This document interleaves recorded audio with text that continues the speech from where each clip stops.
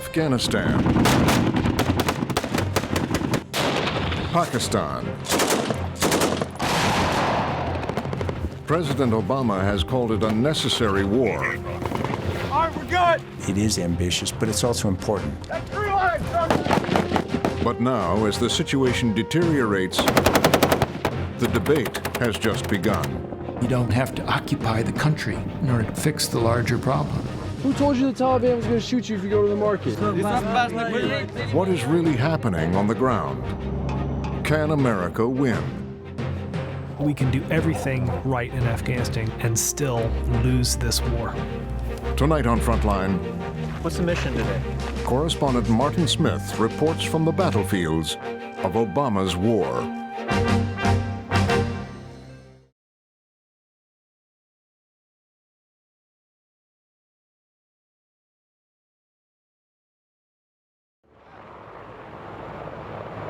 Make no mistake, we're experts in the application of violence.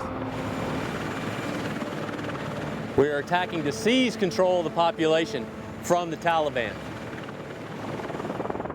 The people are our objective. Our predecessors are watching us. The world will remember what you do here this summer. 40 or 50 years from now, when you're sitting around with your grandchildren, they're going to ask you what you did in the summer of decision in Afghanistan. I picked you specifically to be the company that goes the furthest south. And remember, your measure is not found in how much time you have on this earth, but what you do with the time that you have.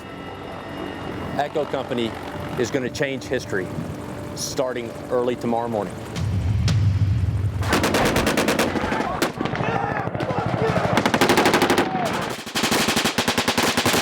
Down. Wait. Are you okay, Eleanor? On July 2nd, 2009. Hey, keep moving. We can't stop. To the right. Let's go. Keep going. 4,000 Marines landed in the southern Afghanistan province of Helmand. Freelance photojournalist Dan Fung Dennis was embedded with Echo Company of the 2nd Battalion, 8th Marines for 3 weeks. He filmed these scenes. Cobra's coming in! What are you saying? The fighting was often heavy.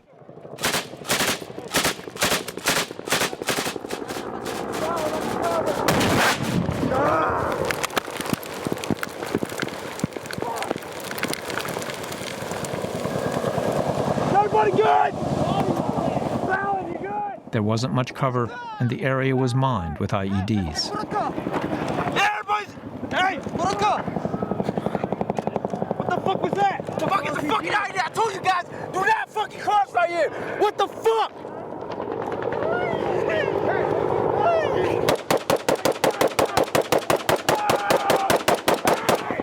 Stuck it down!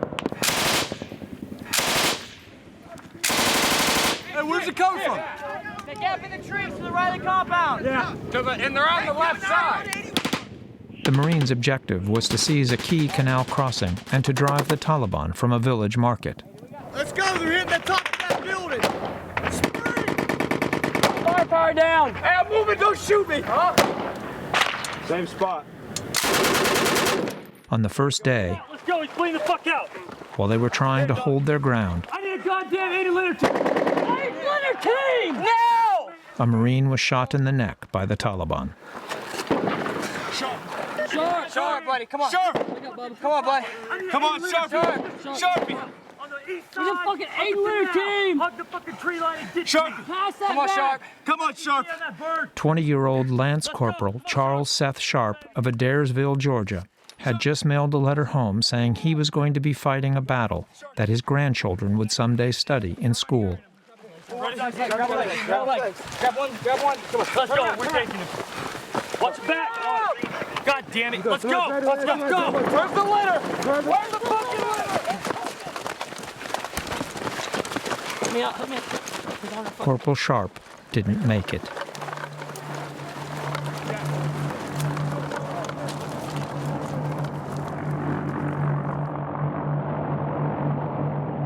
Heavy fighting has been going on for months now across Helmand.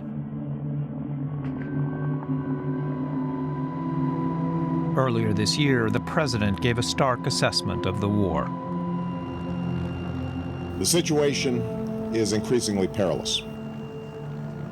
Many people in the United States have a simple question. What is our purpose in Afghanistan? Why do our men and women still fight and die there? They deserve a straightforward answer.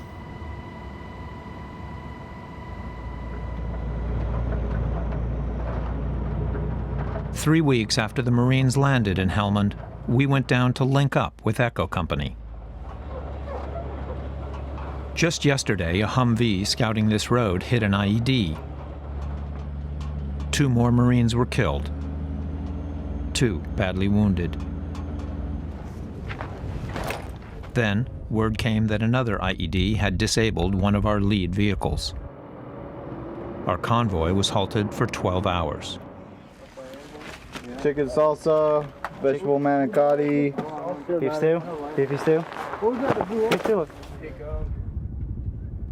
The Taliban considers southern Afghanistan their heartland. In 8 years of war, the coalition has never held this territory. Commander of the International Security Assistance Force is General Stanley McChrystal. You've cleared Helmand 3 times. Yeah. Never hold it. Yeah, and once you clear something and don't hold it, you probably didn't really clear it. It has no staying power. In fact, I would argue that it's worse because you create an expectation and then you dash it. And so I think that you're almost better to have not gone there at all.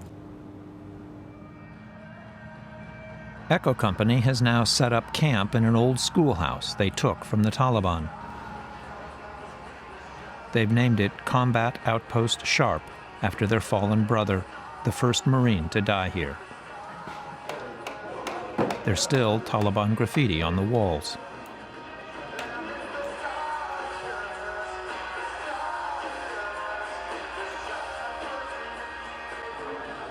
Conditions are tough. There are no cots,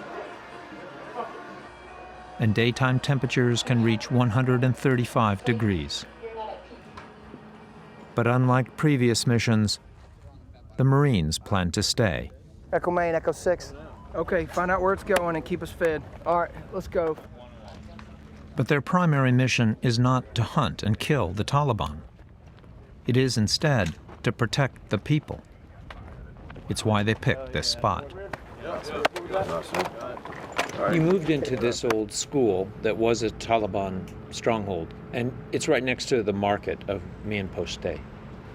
What's the thinking behind that, of being right here next to the market? Right next to the market will help us to connect with the people a little bit more. So over time, we can start developing that relationship with them as somewhat of a population center. So you have to be with the population and close to them so that you can work with them.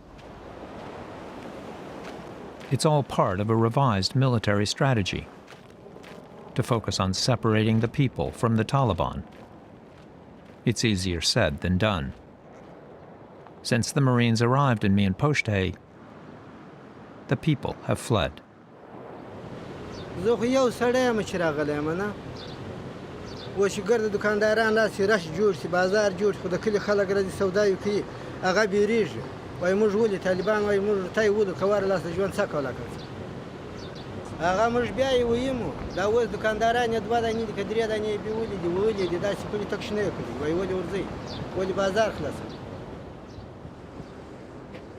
They're not coming to your market. That's right. That's right. Where are they going? There's a couple other markets further to the south. That's where they're going right now.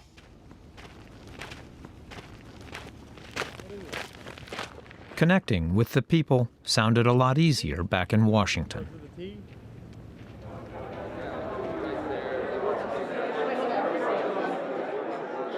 The central goal of counterinsurgency is to make the population feel secure enough to engage in peaceful politics. A few weeks before heading out to Afghanistan, I attended a major security conference in Washington. In all counterinsurgency and practice that I'm aware of. $1 trillion in this global counterinsurgency campaign. Invest and endure, a long-term commitment to the region. Some of the counterinsurgency brain trust's best and brightest strategists were there. John Noggle, who helped write the military's new counterinsurgency manual. Preventing the reemergence of a strong al-Qaeda-associated presence. Andrew Exum, a former Army Ranger who writes an influential counterinsurgency blog. We have a concerted effort to protect the population above all other considerations. And the architect. The overriding mission of counterinsurgency has to be to secure the people. General David Petraeus. That what we are doing is what we call full spectrum operations. Petraeus explained that he means not just troops living among the people, progress has continued in Afghanistan, but a complex array of goals: improving governance, fighting corruption, building infrastructure. The only way to do this is to apply all of these tools to it. But at the end of the day, it's all about these folks right here. Counterinsurgency, revitalized by Petraeus and his advisors, has been policy in Afghanistan for 6 months now, embraced back in March by President Obama when he sent the Marines into Helmand. Sangeer, hello. How are you? Where are you going with your cows? This is what they've been asked to do. Lots of foot patrols. We're in the process of spending more time on the ground, getting out of our large vehicles and out from behind our sunglasses and all this gear that we wear, and literally just getting out among the population. Sangeer, good morning. How are you? Good. So they see us as human beings. When we treat them as such, rather than looking like something out of Star Wars to them. It helps humanize the troops, but it does mean assuming more risk. When you're out on patrol, 1 minute you're walking in a plowed field that's dry, and then you cross an irrigation ditch, and then you go wading knee-deep across a field that's just been flooded to grow the crops. You run the risk of mines and explosives on the roads. You also run that risk in the fields as well, so you just have to play which one makes sense at the time. Damn, got the little ones to work. How have things been going? There's nothing. There's no problem, sir. None at all? The Marines hope to convince villagers to return to the market next to the base. What's been going on with them loud noises from the north? And to gather information about the Taliban. I'm talking to one of those guys we talked to at the mosque, the one who was smiling that time, but he was saying everything you wouldn't say when you smile. I'm talking to that guy right now. He's building that house. But the people remain wary. It is frustrating because the few people that are here are still scared, and they're still a little timid about coming out and working with us. Spread the word. Tell your friends who live in other places. Tell the Taliban to stay away.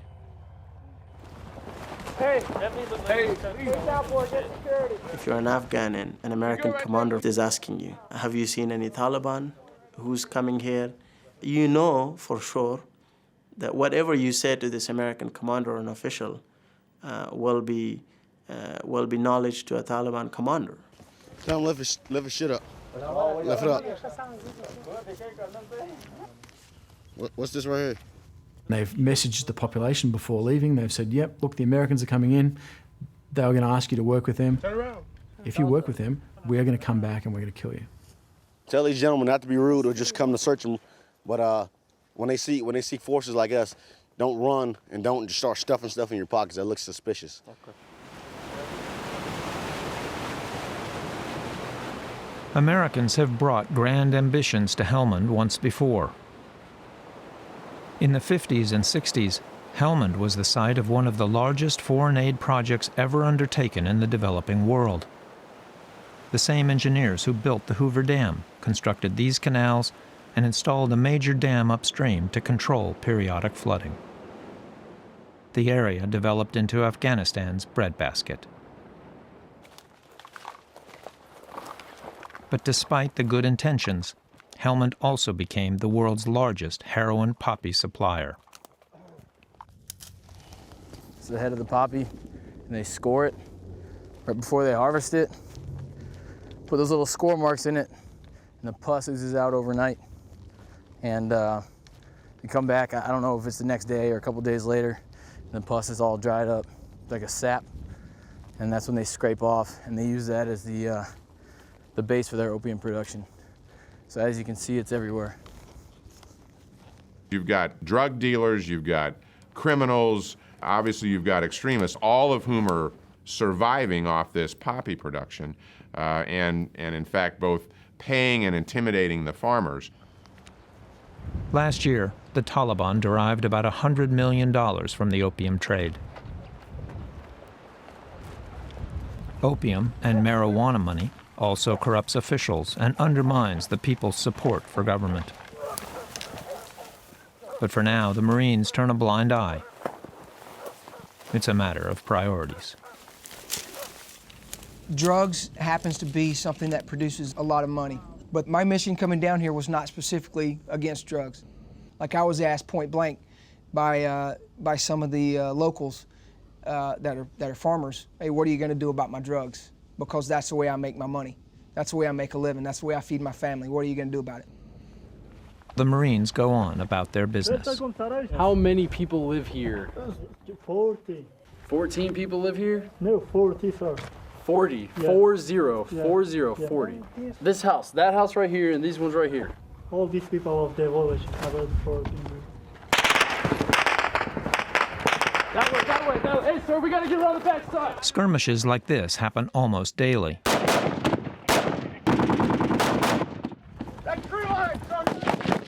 Typically, the Taliban fire small arms from a distance. Hey, make sure we're watching this backside here. Somebody get our backside. They are rarely seen. They had a machine gun position in that tree line. Looks like he's got a black turban on, sir. Yeah, white. We're fighting an insurgent enemy who refuses to face us in frontal battle, but instead fights with ambushes, with snipers, with improvised explosive devices that leave the counterinsurgent, leave the American soldier, the Afghan soldier with no enemy to hit at, nobody to target. You said one finger right or left hay bale? Yeah, the left hay bale, you come about 1 finger to the right and you go straight back, and he's hanging out right there in between the trees. There are definitely guys in that tree line. There are definitely guys deep out there. Their goal is to attack us and keep us from the people and try to show the people that we can't keep them safe and that we're exchanging firefights and all that. There are still guys milling about in that tree line we were taking fire from. How copy? It is their way of distracting me from doing what I'm here to do.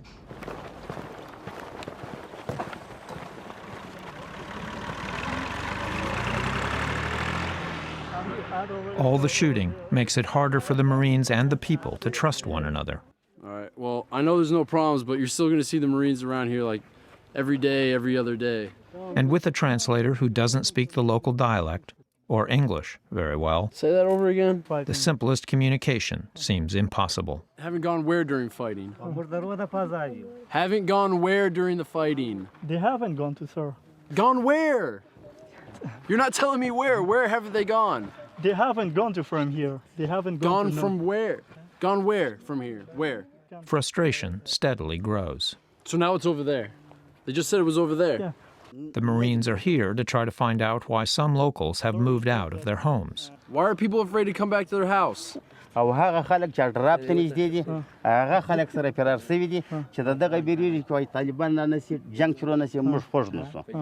well now they can come back.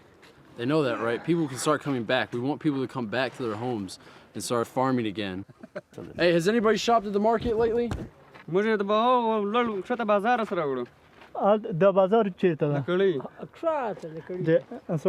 they're going to Lockery.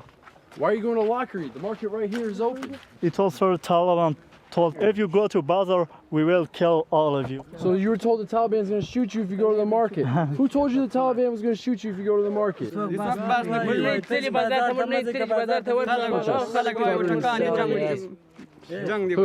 told you all you'd be shot if you go to the market?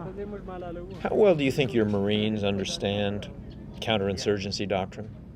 They understand how important it is to win the population. They understand that. It's sometimes difficult with the Marines to rein them back. Now I'm going to ask this question for the 5th time. Hey, ask him to stop. Ask him to stop. I'm going to ask this question. What I try to tell the Marines all the time is the guy that you are nice to today is going to be the guy that doesn't shoot at you or another Marine 2 rotations from now that comes back. Hey, they didn't answer my question. Listen to me for a second. Listen to me right now, all right? You all are not cooperating This is a war about personal relationships. It has to be a cultural shift in how we think about what we're doing. This is how we will win this war. This is how we will succeed. I need you all to answer my questions. If not, then I'm going to believe right now that the Taliban does come here, they talk to you, you talk to them, and you're still on their side. All right? You need to understand that we are here to keep the Taliban out.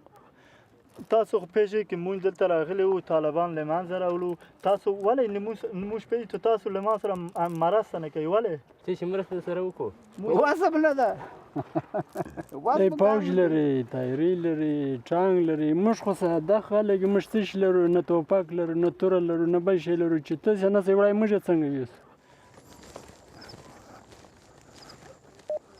We can't go through all this open field. They'll see us from a click away. The next day, a squad pushes out to find the Taliban. What's the mission today? Mission today is a couple things. Now we're trying to get eyes on a river crossing that we think the Taliban are using. The other part is trying to see how aggressive they're going to be, trying to bait them a little bit into being overly aggressive and see if we can catch them in a trap. Do you expect them to attack you today? I do. Roger, we still have about 200 meters till we reach that first compound. Roger, we got contact already. I need you to move now. Move now.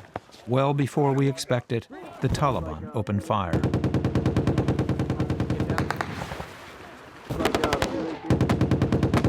It's coming from the same position that 2 Charlie got hit at yesterday. We are pinned down in a spot with little cover. Hey, use talking guns with that saw to save your ammo. We need to push forward up and over a small rise, down into an area with better protection. All right, we're good.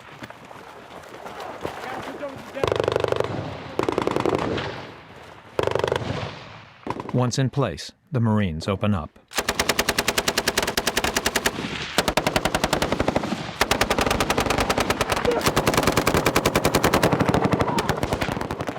Saw a guy get up. Where? Right in front of me. Right in front of you? Right in front of me. 40 Mike! 40 Mike! I see some shot out there. Watch out, 40 Mike! 40 Mike! Gone. Hey, where we shooting? Take that, motherfucker! Nice. Oh, yeah. But nice. Yeah, bitch. After 30 minutes, the battle dies down. Go ahead, 5. Hey, be advised, picked up some ICOM chatter about a possible weapons cache being on the back of a donkey cart, is what they described it as, Brick. They may shoot from over here, so you might want to fucking I'm getting stuck with a damn try to fucking watch out for this area. It sort of worked. We definitely scared them, but I think they knew that other squad was out there. I think they were conducting what we call a delay in action, just trying to keep us in place while they can move away. The Marines have been holding ground here since early July.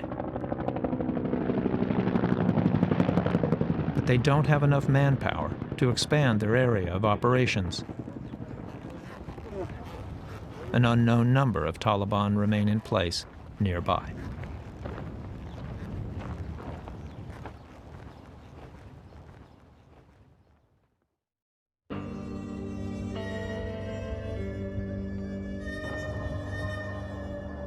If the front lines of counterinsurgency are in Helmand, an even more difficult front is here in Kabul, Afghanistan's capital.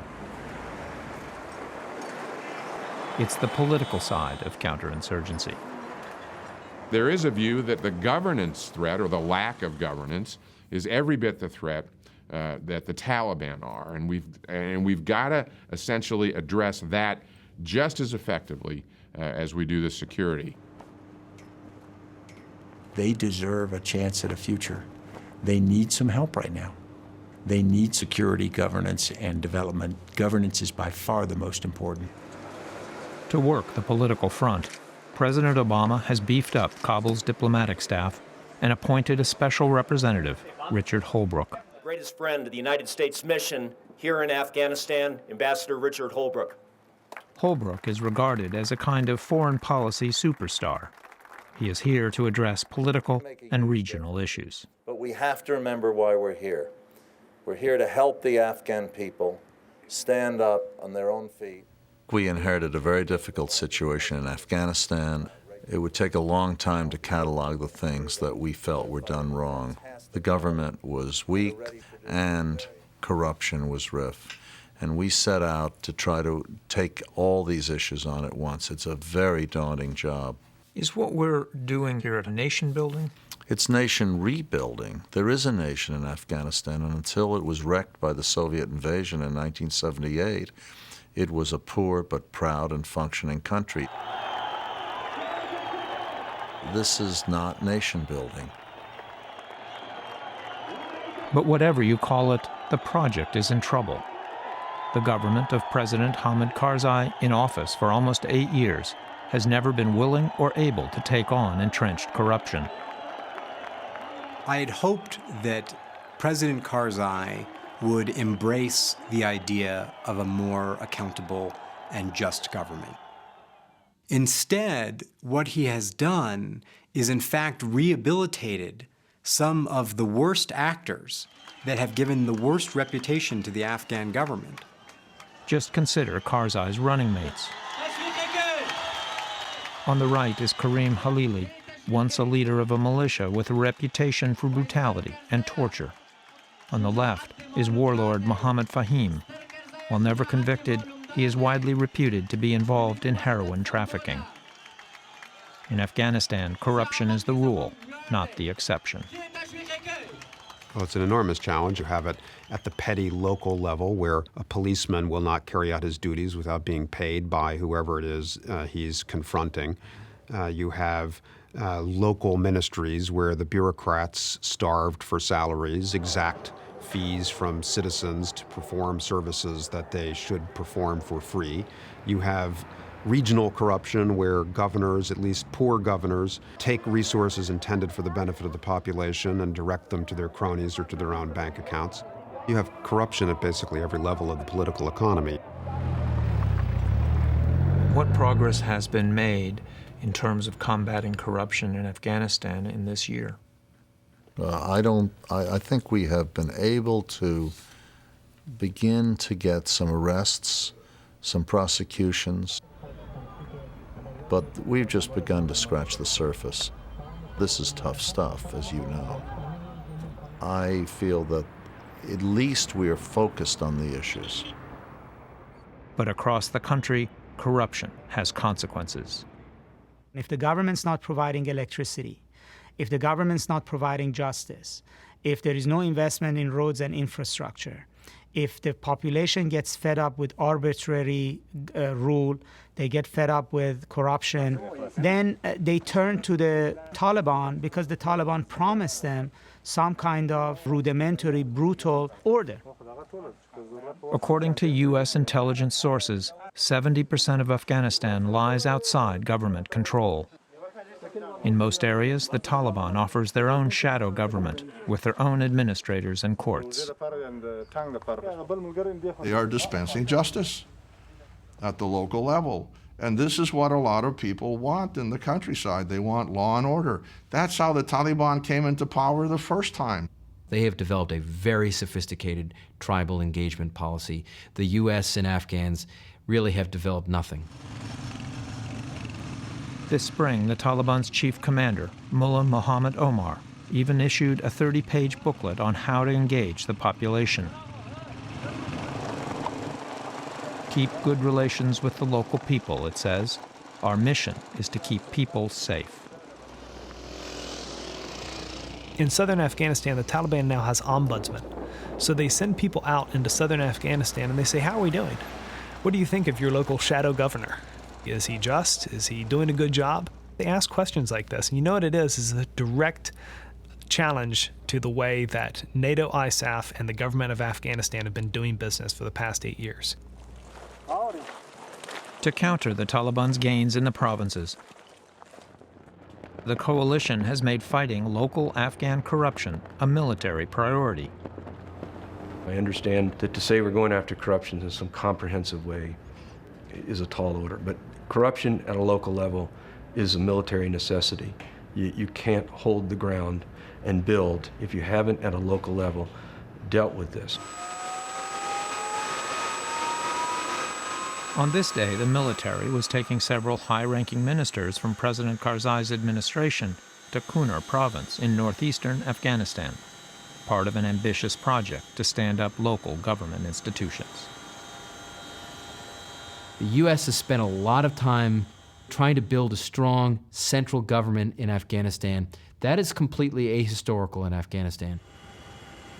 Where the U.S. has not adopted a systematic strategy is dealing with local tribal institutions where a lot of power resides. If all politics is local, well, that is truly the case in Afghanistan.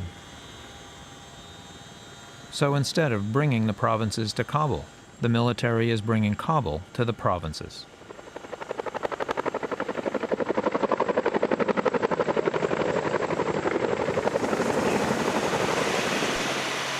This is about connecting the government to the people, and that's what they're going to see today. You've got the Minister of Finance, you've got the Minister of Customs, you've got the Minister of Agriculture, you've got all the key stakeholders.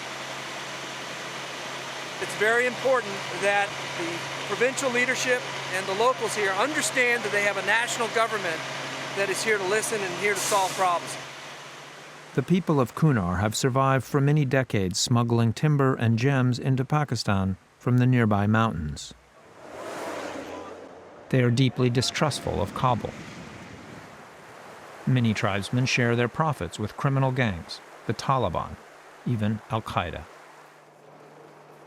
The military is trying to break their habits. Under the protection of an early warning blimp, General Bill Mayville toured a small tea farm. Yes, this is the best area for tea. The idea is to get locals excited about alternatives to timber smuggling. Then in the winter, they just cut these things. They go back every year. They will Next was a trout farm. Maybe this is a frog farm for Chinese food. And finally, an afternoon of speeches.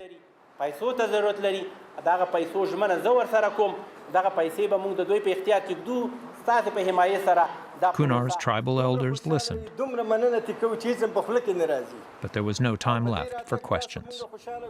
In all due respect, it seems enormously ambitious to look at a society and believe that you can change all its dynamics, and that you as a military organization are charged with that entire task. It is ambitious, but it's also important, and it's one step at a time. It's a big job, and it's enormously complex, and there will be as many frustrations as there are times when you think you got it right. But I think there's no alternative.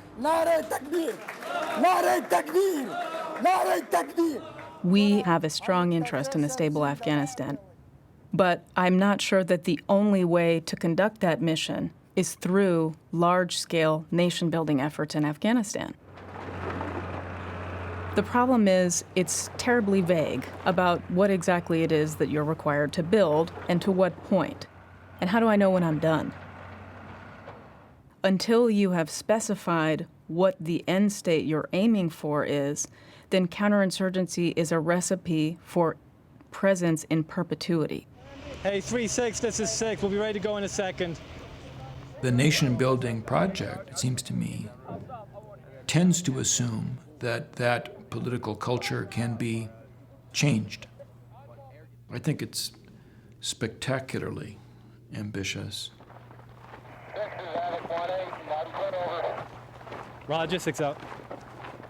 I guess the piece that bothers me is that as a people, having accepted the proposition of open-ended war, I mean, the so-called long war, now 8 years old, has become the longest war in our history. And there's no end in sight. How does this end, and how long is it going to take? We're going to leave here under shades of gray. We'll have stability, this reasonable stability. We'll have a firm understanding that more has to be done. But in the end, you'll have an Afghan solution to an Afghan problem, and that'll be good enough.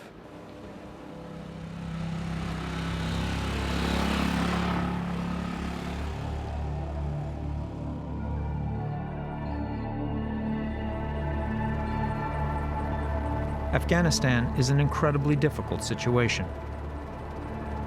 But you have to take a deep breath when you look to the east, where the Taliban has its sanctuary and where Al-Qaeda is headquartered, Pakistan.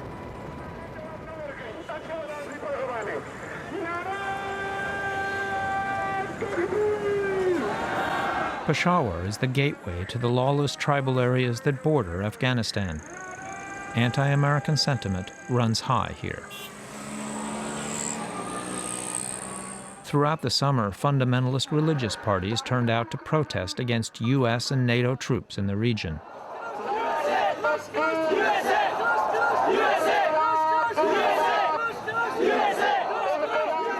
The ruthless leader of the Pakistani Taliban, Baitullah Masood, had just been killed by an American drone.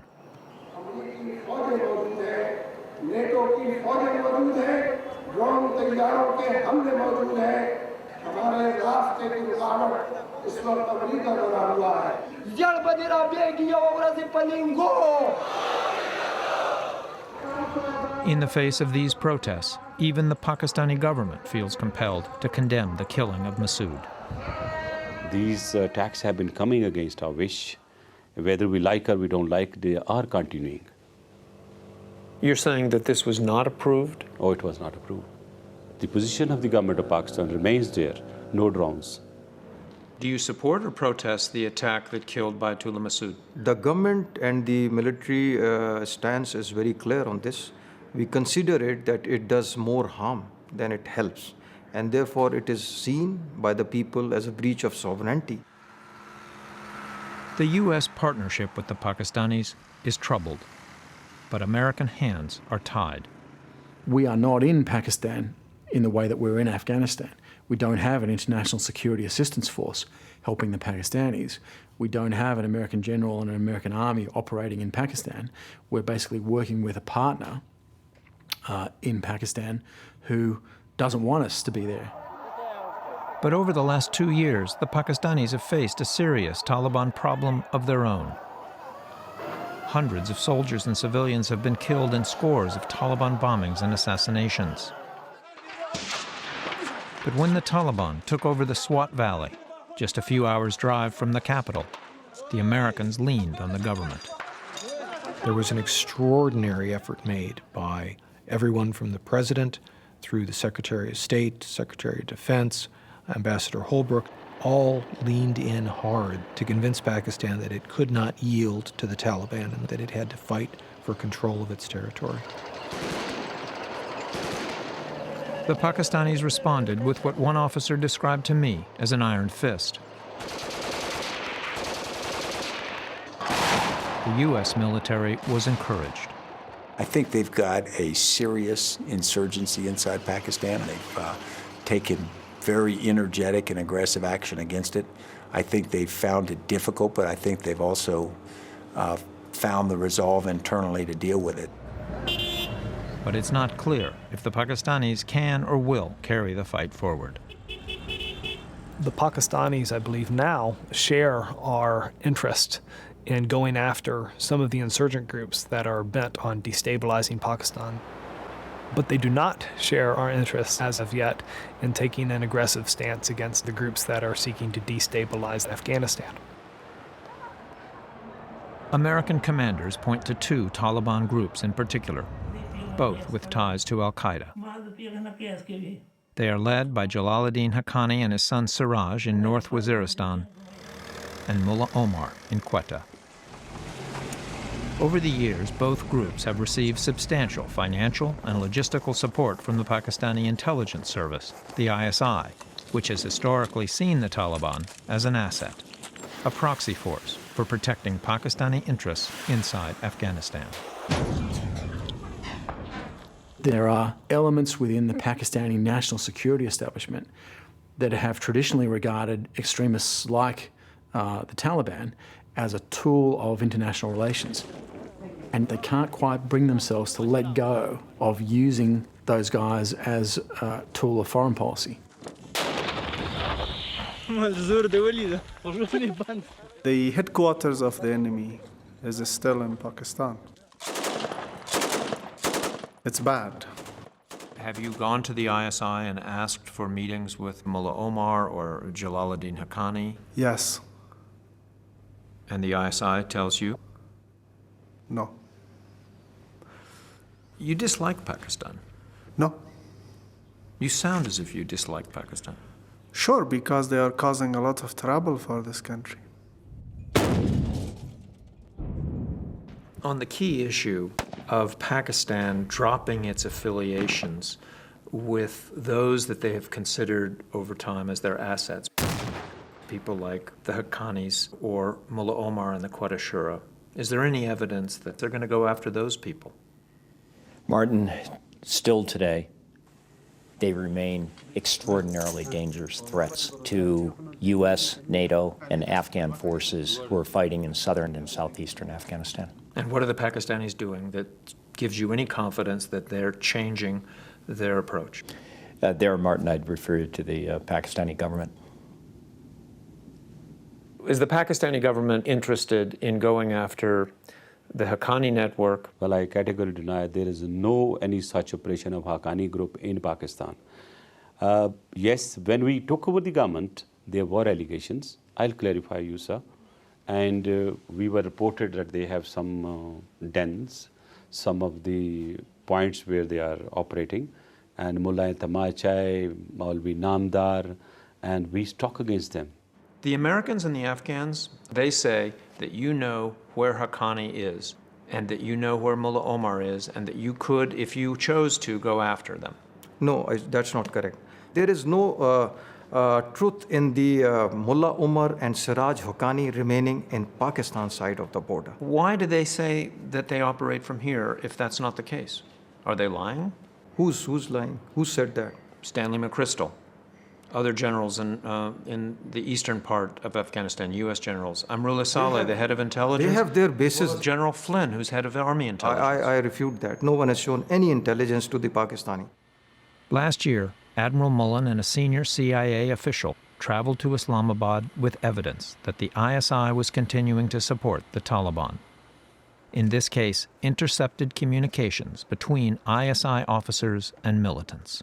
We laid out some very specific areas that we thought needed to be addressed to both the military, the intelligence, and the political leadership. We had a series of meetings. You laid out the ISI's involvement with the militants that were based inside Pakistan. We spoke to, clearly, the ISI's relationship with various militant groups that they've had for some time. How do I understand this? The Defense Intelligence Agency, the CIA, U.S. military, and Afghan intelligence all points to ISI and Pakistani cooperation and support for segments of the Taliban. I think, sir, Are they you all have lying? I think it's outdated intelligence. They must be talking of the past.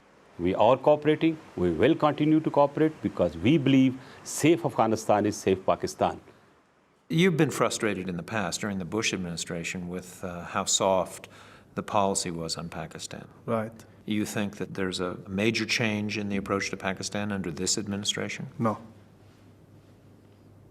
No. No. In other words, you're still frustrated that the administration is soft on Pakistan. See, here is the fundamental problem. They say Pakistan is not a helpful country. Let us help them to become helpful. I disagree with that principle. So how would you do it? Let's put pressure on them to help. What kind of pressure?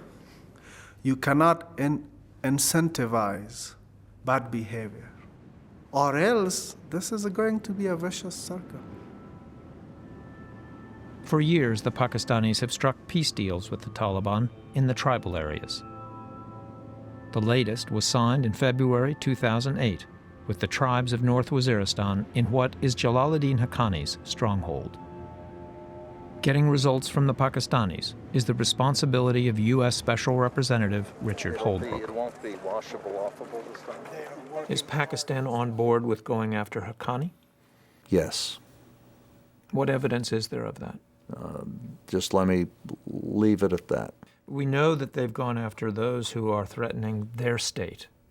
But yet there doesn't seem to be convincing evidence that they're willing to go after the Haqqani network or Mullah Omar and the Quetta Shura. They are quite clear in their own minds that Haqqani poses a threat to both Afghanistan and Pakistan.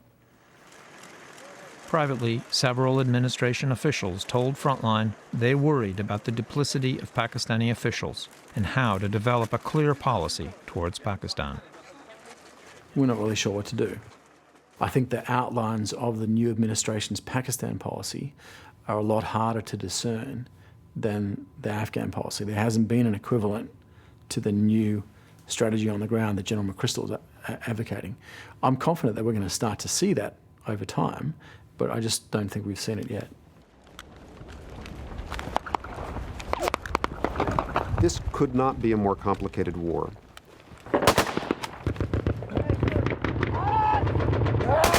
If you think about it, the United States is essentially waging a war against its own ally. The Taliban are a proxy of the government of Pakistan. We're an ally of the government of Pakistan. We're fighting the Taliban. In the end, the Taliban will be defeated strategically when the government of Pakistan makes a strategic decision that its future does not lie in partnership with Islamic extremists. The United States continues to pour money into Pakistan, $2 to $3 billion in military assistance and $7.5 billion in civilian aid over the next 5 years. Does it give you pause to hand them billions of dollars? I absolutely have to hold my nose when I work with the Pakistani government. But I don't have a better alternative than continuing to work with this Pakistani government and continuing to nudge it forward toward taking more effective action against the Taliban.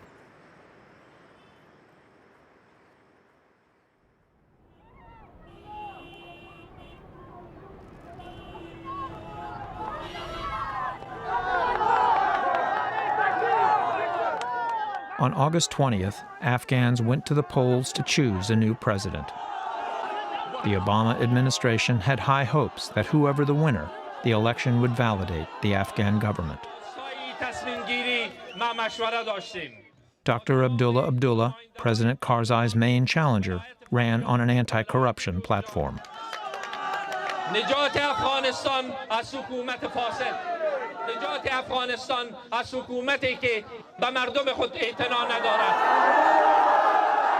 But the election results were tainted by clear evidence of fraud. It was a disaster for the American project. The United States is investing blood and treasure to support the government of Afghanistan. And if that government engaged in fraud in order to perpetuate itself in power, calls into question the very basis of these American investments and sacrifices, I think it's appalling. The UN has overseen a recount. At a time when Afghanistan most needs a government, the nation is paralyzed. We have to have an Afghan government that is functioning in Kabul. But if the Taliban have strategic depth in Pakistan, they can continue to threaten Afghanistan. And if they threaten Afghanistan, then terrorism of one form or another will be back. So what does America do now? Are more troops the answer? Or should the focus shift eastward to the tribal areas of Pakistan?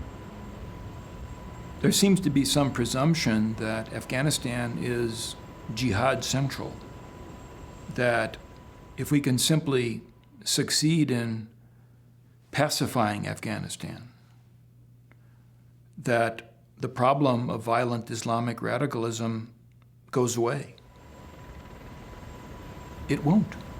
All we care about is that Al-Qaeda not use the place as a sanctuary.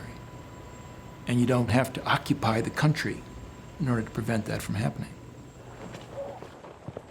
Proponents of a counterinsurgency war, on the other hand, argue for a much larger deployment. By classic counterinsurgency measures, success in Afghanistan would require 600,000 counterinsurgents. We're well below half that right now. Are you saying there have to be more American troops on the ground? Initially, there need to be more American troops on the ground. The long-term answer and our exit strategy is more Afghan troops on the ground. In late August, General McChrystal submitted a grim assessment to President Obama, warning that America is in danger of losing the war if more troops are not sent. He requested as many as 40,000. They ran somewhere in between you and me. President Obama put the troop request on hold. His administration is split over the way forward. All right, just about 3 minutes ago, I heard a boat taking off. It sounded like across the river, so they may have gotten away if that's what they're using. McChrystal says he welcomes the debate. Any war or conflict you enter where you are likely to lose more Americans is something worthy of very detailed debate. I know before an American soldier is put in harm's way, I hope that not just the political leadership, but the American people give it a lot of thought. Great God in heaven, dear Jesus, we pray for our leadership from every corporal all the way up through the president, that you'll allow them to make wise decisions and have wise discernment on what to do at each turn. We pray for those family members. If we do indeed have a full court press application of counterinsurgency in Afghanistan, certainly more American soldiers are going to die. And I think it's very, very important to be absolutely certain that no alternative exists. And I think the people who insist that it has to be done through counterinsurgency have not seriously examined all the alternatives. The president has said correctly in my eyes that this is a necessary war.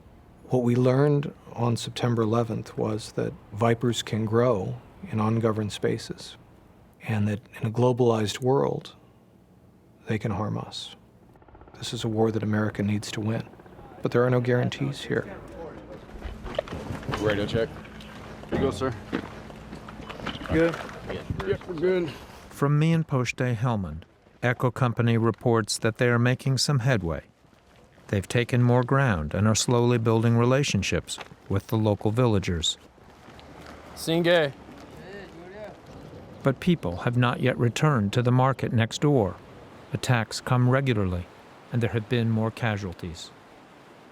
The Taliban still hold 100 miles of territory between the border with Pakistan and combat outpost Sharp.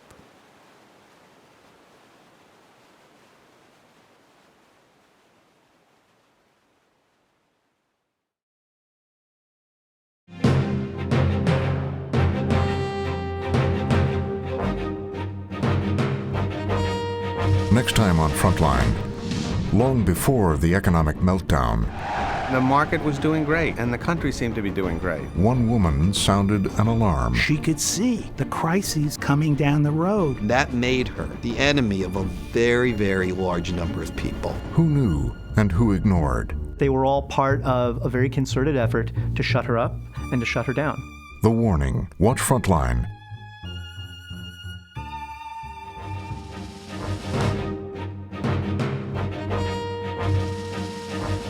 Frontline's Obama's War is available on DVD. To order, visit shoppbs.org or call 1-800-PLAY-PBS.